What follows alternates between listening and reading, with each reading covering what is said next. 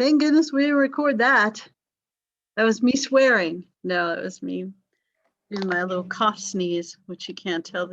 Is that a cough or is that a sneeze?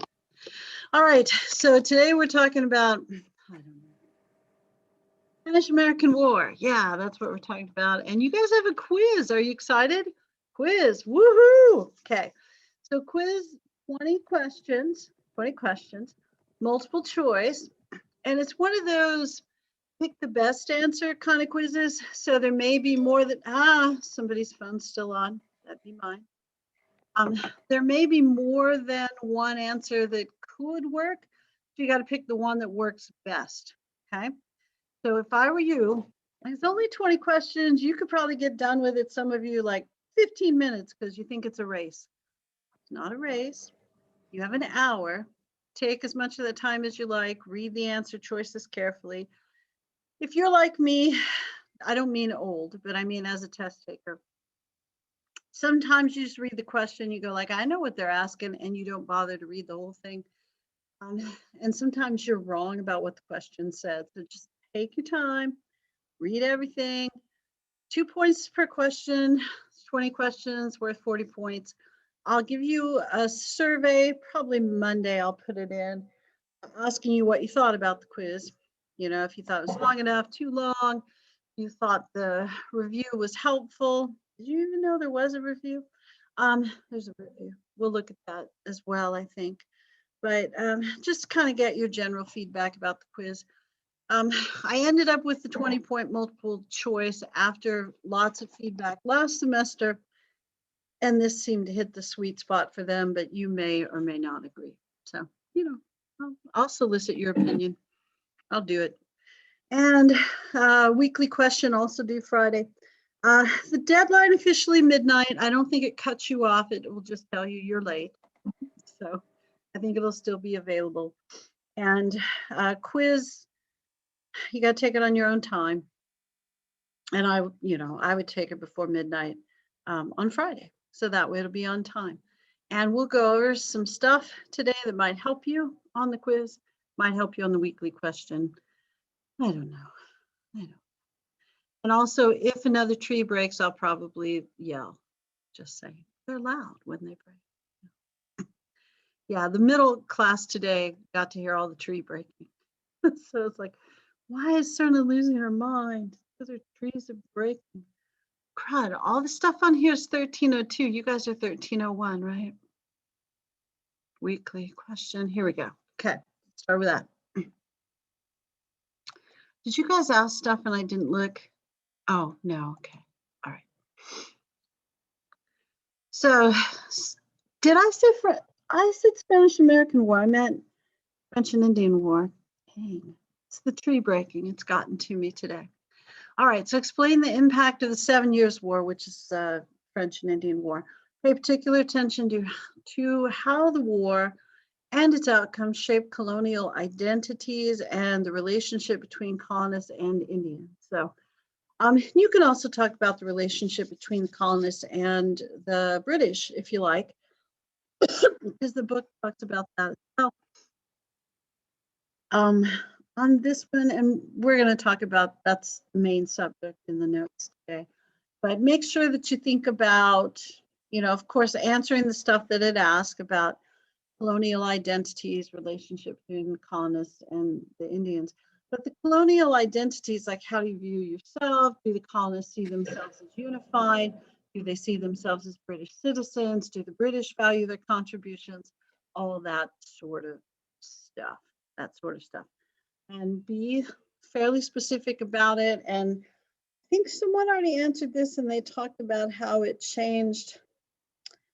I can't remember exactly what they said, but it was something kind of vague. So at least I thought it was kind of vague. So something like their perception of the world, but then they didn't explain what their perception of the world was. So just make sure you explain stuff and you'll get all the points you like. I'll be happier. So, okay. All right. And let's look at the notes. I think I did open. Nope, there we go. Right notes. Okay. All right. Something broke. Sorry. See, the next things that are breaking are close to the house. So that's why I'm a little nervous. Sorry. I'll stop shouting about stuff breaking. Oh. Okay. I feel like we talked about enlightenment and great awakening. Remember that enlightenment is more of the intellectual movement, great awakening, the religious movement. I'm not suggesting that you can't be both intellectual and religious. I'm not trying to be rude or anything. I'm just saying that that's typically how they're classified. Enlightenment is Rousseau and John Locke and Thoreau and no, not Thoreau. That's later. I'm sorry. That's the kind of French American version dude. He's not really French, but he's got a French last name. He's a transcendentalist. So sorry for putting him in the wrong group. So Voltaire, that's the French guy we want to think of that I didn't mention, who's more of a writer, and also might be an agnostic or atheist. So it's Rousseau and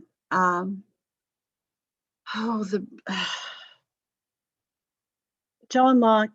I'm thinking of the Scottish guy, but I can't think of his name. There's another political philosopher during that time period who's Scottish, who's kind of like Locke and Rousseau, but a little crankier. Hume is his Hume. And then Newton, who thinks about gravity and physics. No, not physics, calculus. It's another one of those noises. So these guys are science dudes and they want to follow the laws of science, discover the laws of science, that sort of stuff. And that's how you get to know the creator, is to understand the rules of laws of science, creation, that sort of thing. And the Great Awakening may be a religious reaction to that and concern that maybe people were not as involved, invested in religion as they should be, not as thankful for salvation. This is not yet a movement away from predestination toward free will. And you're going like, yeah, we don't care. So predestination's the idea that God's already determined that you're going to heaven, and free will is that you get a voice in it. Like, you know, you get to make a decision, choice. Salvation is because you accept a certain beliefs, that sort of thing. So that's coming. That's more of a second Great Awakening thing, which is early U.S. history, not colonial history. So that's coming. But Great Awakening is supposed to mean that you're more excited about church, more appreciative of the salvation that God has chosen you to receive. Okay. All right. And the reason that they're pointing these things out is there's some kind of unrest in society. And you saw that as well with the witch trials. So the unrest kind of permeates throughout society, makes people a little edgy at times. So you've got this little church and science conflict, a small version. Although, you know, generally guys like Puritans enjoyed education, so they weren't really anti-science. Yeah. Right. And in the meantime, there's some political turmoil. There's always political turmoil, isn't there? And back in England, people are trying to get reelected by promising not to raise your taxes. It's like you live in Texas or the United States as well.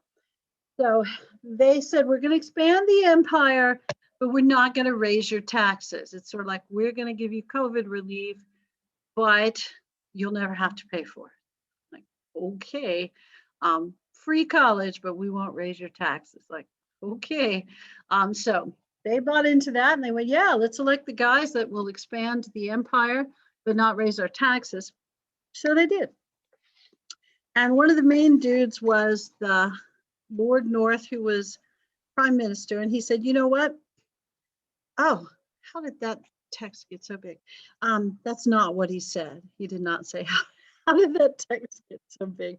I was trying to check off whoever just came in. And yeah, I think it was Emma.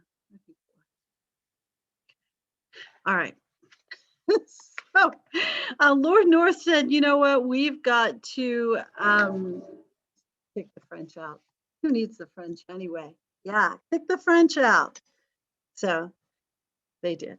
Get the French out of here. That's what they said. So they said, no matter how much it costs. Now, anytime your government says, no matter how much it costs, you are in some trouble. So like, no matter how much it costs, we got to make sure everyone gets a vaccine and that the economy recovers and schools stuff that we've heard for the last year or so. Like, we will have a $2 trillion stimulus. It's like, oh my gosh, we'll never finish paying. Maybe, I don't know. We'll see.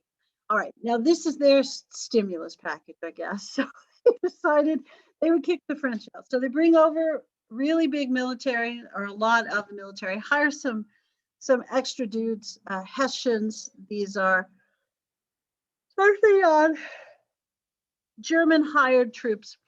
And so they come over and their goal is to kick the French out. And they're quite successful. Now, they called the French and Indian War as most of the French and natives side together, with the exception of the Iroquois, who were a little brutal, and they also had a pretty good idea that the English were going to win. So they wanted to be like top dog and be buddies with the English. All the rest of the natives went, you know what? If the French win, we'll get a much better deal with trading. Sorry. So that's the trees. So the French and most of the natives, except for the Iroquois, fight on one side, and the English colonists, and the Iroquois on the other. And that's going to lead to a very good relationship between the Iroquois and the English. It could be a problem for them later after the American Revolution, but isn't a problem for them at this moment because the French and most of the natives lose. Okay. Now, the colonists will contribute to the war effort. They contribute natural resources, I suppose, food and whatever else. Troops, so colonial militias will fight alongside British regular army, and they'll risk their lives as well. Plus, the fighting goes on where they live, so they're in more danger than, say, guys who live in London. Yeah, so American colonists feel like they're being very patriotic and contributing to the war effort. And some of them, I guess most notably George Washington, will ask to have formal British military training. And then the British will go like, no, you're just a colonist. We don't like you. Also, if you've read much about George Washington, there's always a book, isn't there? Called 1776. It's not exclusively about George Washington, but it does talk about George Washington quite a bit. It's written by that guy who's a really good historian. You know who I'm talking about. He wrote the John Adams book too. You're going like, nah, we don't. David McCullough, that's his name. David McCullough wrote 1776, and it talks a lot about Washington's development. It talks a little about Washington's development as a military leader. But you may know that in this era, Washington's new at this, so he's not great. He's not like Patrick Mahomes in Super Bowl I. He's more like Patrick Mahomes in Super Bowl II. Although I know, probably not completely Patrick Mahomes' fault. I saw some meme on there where Patrick Mahomes is like running on there. That'd be the internet. Where Patrick Mahomes like running all over the field. He's kicking the extra points. He's doing all this stuff. And his team just keeps falling down, or the balls bounce off their hands and stuff. It's like, that's probably a little how he felt. But Washington was not probably that good either. He makes some mistakes.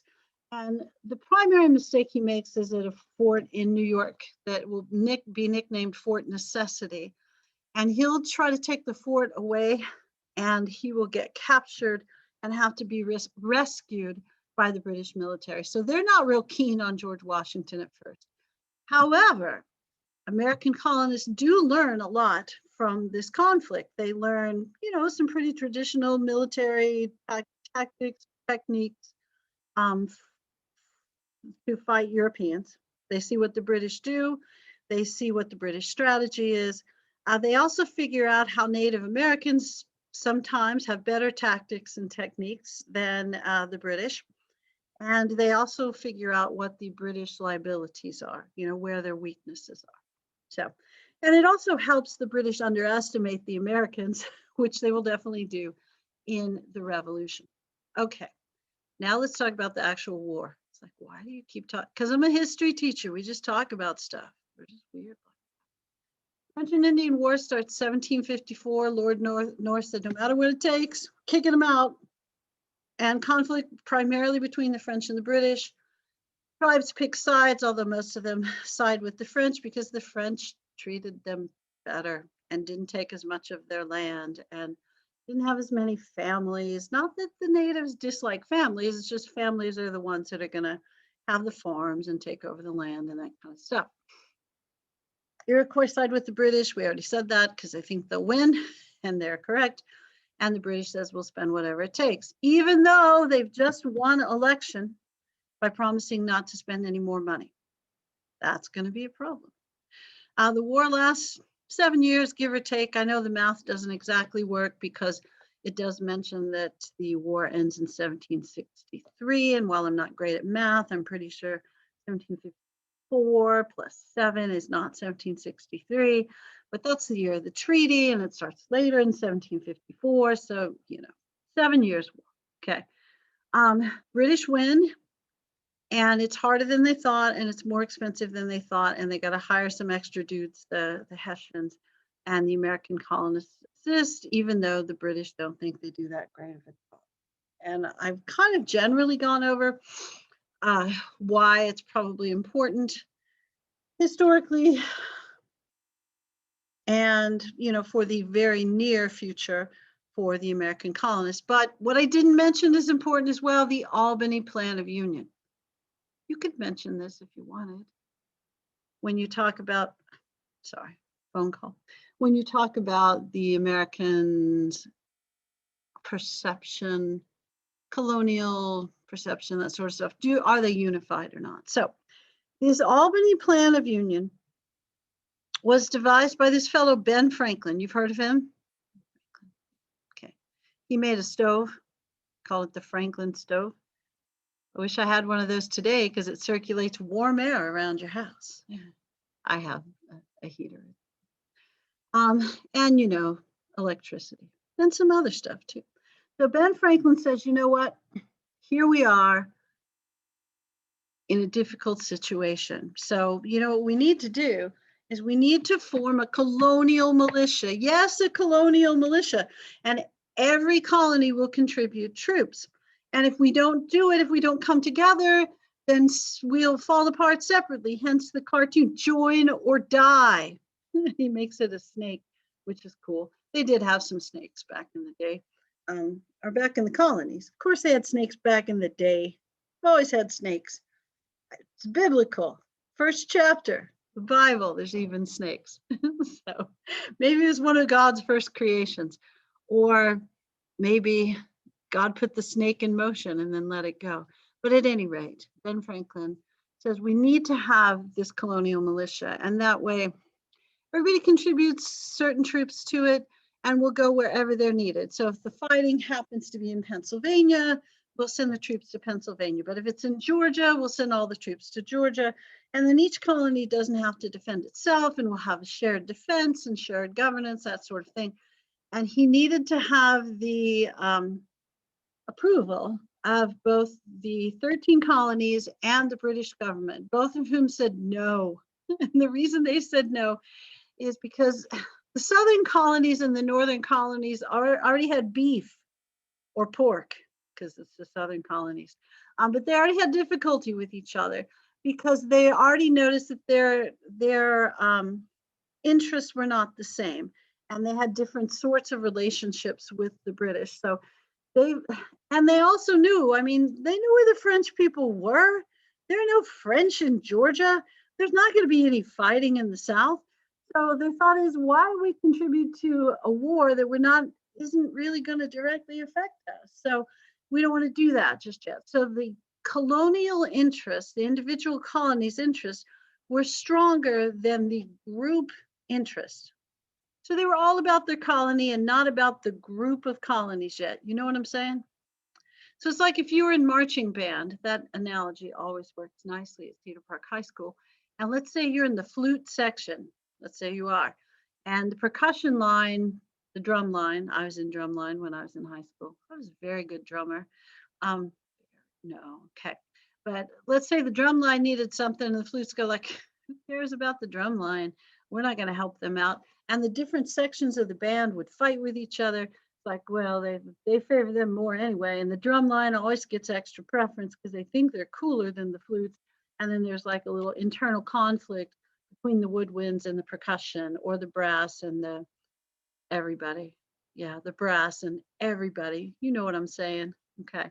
Or it could work for football, defense and offense, or I don't know, linemen versus backs or something. I'm really up on football, so I'm an expert at football. But it could work anywhere. But the colonists, yeah, there's no unity among the colonies. The reason that's important, even though we talked about how there's certain things in common, language and religion and trade and that sort of stuff, even during this French and Indian War, they don't really want to help each other out that much.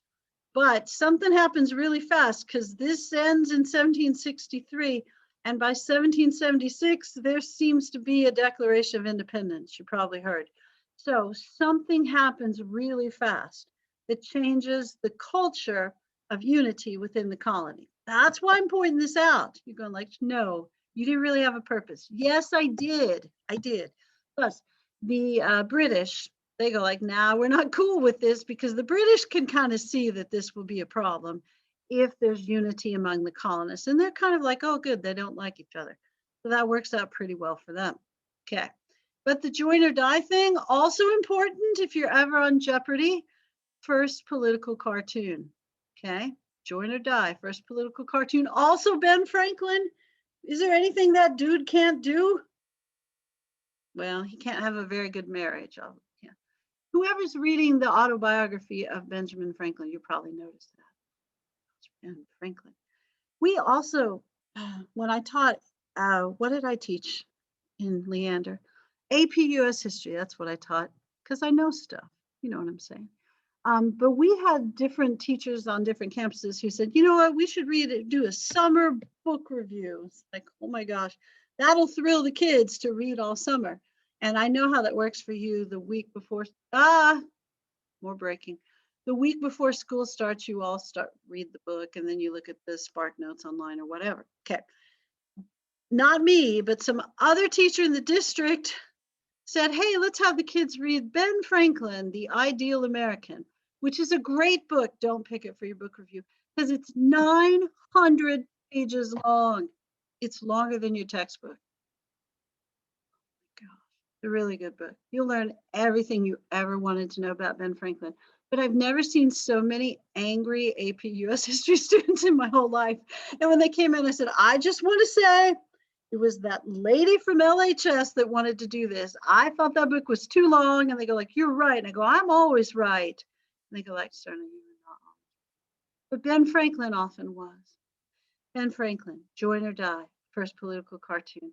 And you could read The Ideal American, Ben Franklin book. It's really good, but it's too long. Okay. All right, but the autobiography is shorter. It's good too. This would require, okay, both the British and American colonies to agree. Didn't work. Okay, so they fight, takes a long time. War is over. Sorry, it's a survey class, so we don't care so much about battles, so apologies. We'll make an exception or two when we get to the Civil War, but not very many. Okay, so the war ends, Treaty of Paris, which is where you almost always sign treaties. Interestingly enough, the end of the Spanish-American War also ends with the Treaty of Paris, which is why typically when you talk about the Treaty of Paris, you put a date behind that, because then we know which one you're talking about. Now, when you write the weekly question, you don't need to, because I know which one you're talking about. You know what I'm saying? Okay, all right. So the war ends with the Treaty of Paris. The French go, all right, we're out, and the British give them some money. And the Americans are told, you know what? I know you fought with us and stuff, but you were kind of losers, and we had to pull your butts out a bunch. So we had to save you. So instead of giving you more land, what we're going to do is limit settlement in the West.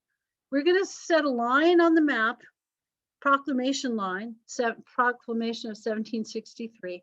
They create a line and they say, beyond this line, you should not settle. They don't say it like Yoda, but they do say you should not settle beyond this line. And that seems to make the American colonists mad, because here's their thought. When you win a war, you get more stuff. Here's the more stuff they got: taxes, and rules. And they said, what the heck? We fought, we tried to help out. We don't get any new land.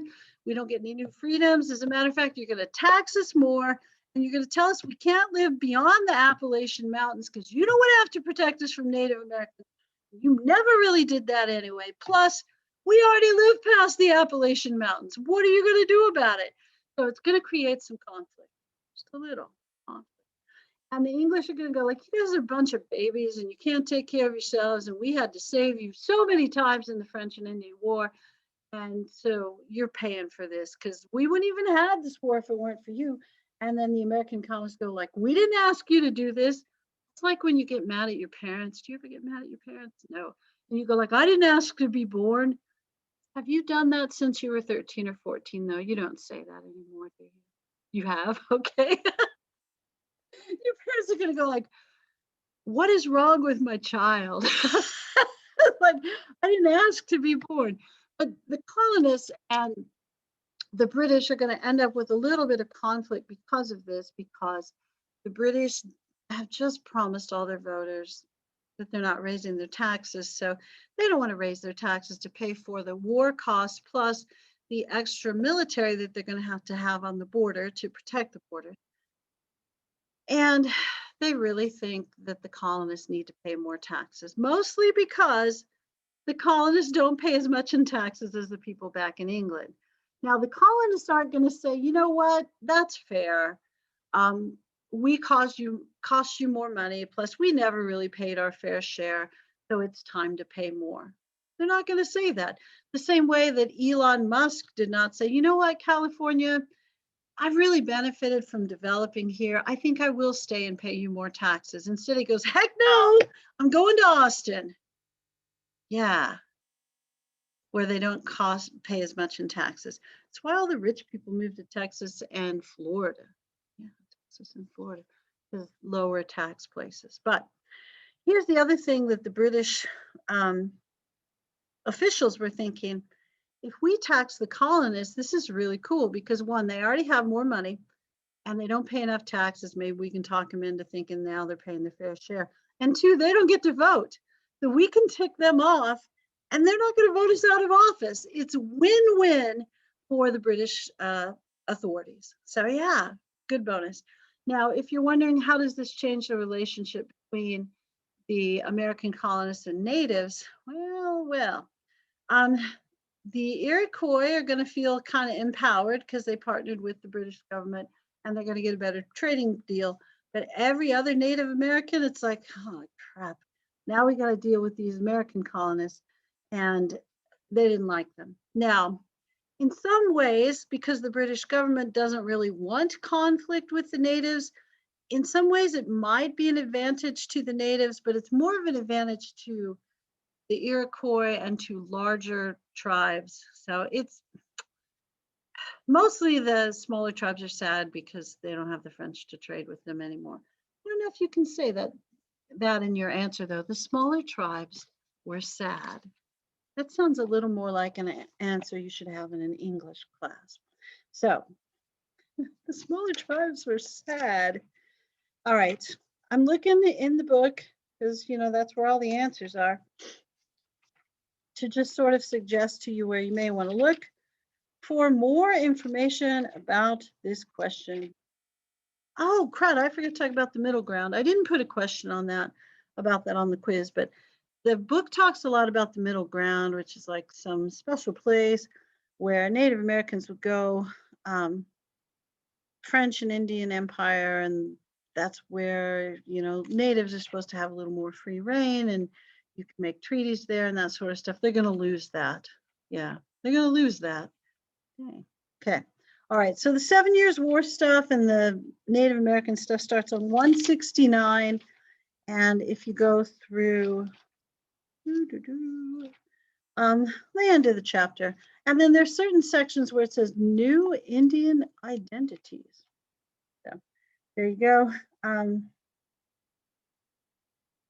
And it talks about how they're going to identify differently through, they're going to develop some racial theories. It's going to talk about, I think, the development also of the 5 civilized tribes, that sort of thing. So There's a lot of stuff in there that you could read about. It also will talk a little bit about Pontiac's rebellion, which happens toward the end, where they're trying to repress the English trade and the reliance on English trade, but that happens at the end of the war, that sort of stuff. And it talks about how natives are going to be kind of pushed out of Pennsylvania by some rogue dudes that say the government's not protecting us enough.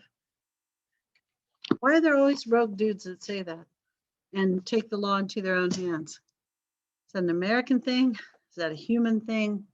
I don't know. Does that happen at Cedar Park High School? There's like rogue gangs of dudes that say these principals are not enforcing the laws and not keeping us safe, so they go around thugging it up in the hallway. Probably not. Mr. Rogers doesn't know what he's doing. He's not stern enough. We're not dissing on Mr. Rogers. I like him. All right. Okay. Don't tell Mr. Rogers I said bad things, but I like him. He's a very nice man. I like him a lot. Okay. All right. In case you forgot, this is the wrong document. It's like, why did you do that again, Serna? Wrong document. That's the review for 1302, in case you need that. Most of you is like, no, we're done with 1302 things. Weekly question, quiz review, here we go. And somebody asked in another class, where do I find this? Because apparently I even struggle to find it. It'll be easier to find for you. It'll be in the course documents section. Course documents section. Yeah, no, it'll work out. All right, so this is the list of stuff to study for the quiz. There's 20 questions on the quiz. I know there's more than 20 dots and 20 things, but I don't want to make it too easy for you. So for chapter 1, different tribes, different characteristics of the tribes, know what the Columbian Exchange is, difference in how the different European countries colonized, and why De las Casas was concerned, about Spanish colonization in the Americas and why people keep calling me during class. Chapter 2, know the difference between Pilgrims, Puritans, that's probably the trickiest, Quakers, and Catholics. My goodness. Remember, most British folks were not Catholics. Most were not. Okay. And all these dudes are different versions of Protestants. Anybody who's not a Catholic is a Protestant if they're Christian. Catholics are also Christians. They're just Catholic Christians rather than Protestant Christians. Okay, all right. I know it's confusing. And notice how the different regions develop. What's the difference between Chesapeake and New England? Be sure to know the difference between indentured servitude and slavery. I know you've got that down. Chapter 3, pay attention to definition of mercantilism, navigation acts, and attempt to control mercantilism. We'll see more of those. They're coming. Origins of New York, Pennsylvania, Carolinas, Maryland, and Dutch, Quakers, Barbados, Catholics, and difference between the Enlightenment and Great Awakening, which you see in both chapter 3 and chapter 4. Salem witch trials, which I know you're vaguely familiar with, and religious, economic, and ethnic diversity that grows within the colonies. And then here you've got Stoner Rebellion, which I don't think we mentioned, but this is a colonial slave, we did mention, maybe, I don't know. Colonial slave rebellion, not completely successful, but will change the travel freedoms that maybe are granted from plantation to plantation and will cause the sort of a similar reaction to Bacon's Rebellion, where it's like, yeah, we can't let people have their freedom and have any freedoms at all. So it's going to lead to a harsher slave codes. Slave trade in general, criminals in Georgia. Liberalism and republicanism. Liberalism is more the idea that the government should protect the big things and sort of leave you alone. It's kind of like an early version of libertarianism, kind of. And republicanism is really, keep looking at that, did I spell that wrong? Republicanism is the idea that certain people should have the right to vote and have a say in their government, but not everybody. So it's not that everybody has the right to vote. It's like everybody who has a little money should get to vote because they have a larger stake in what's going on. And if you don't have any money and you're not earning, we don't really care what you have to say. So it's that every property owner deserves some voice in the government because government regulates property. Liberalism is kind of like government controls the big stuff and leaves us more alone to be free to take care of other things. I don't know. All right. Salutary neglect, we went over that a lot. Once again, Enlightenment, Great Awakening, and 7 Years' War. I feel like we're all right. Oh, somebody left and is coming back. All right. So there we go. We still have so much time left. Do you guys have questions? There's something you want to ask? And let me double check on the roll while you guys are thinking of brilliant questions to ask. I don't think I saw Kendall. Oh, should I out them on the recording though?